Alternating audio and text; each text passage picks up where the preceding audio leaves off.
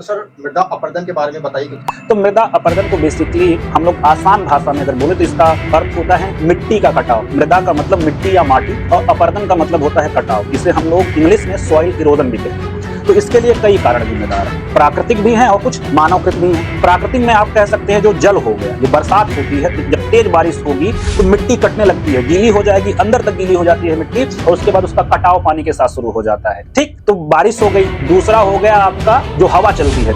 तो आप देखेंगे कि गर्मी के महीने में जब लू चलती है तो खूब सारी मिट्टियां उड़ती हैं। एक साथ जो है मिट्टी उड़ते हुए आप जा रहे हो तो आपकी आंखों में जाएगी, आपके चेहरे पे लगेगी। तो इसी को आप लोग कह सकते हो क्या, मृदा का अपरदन।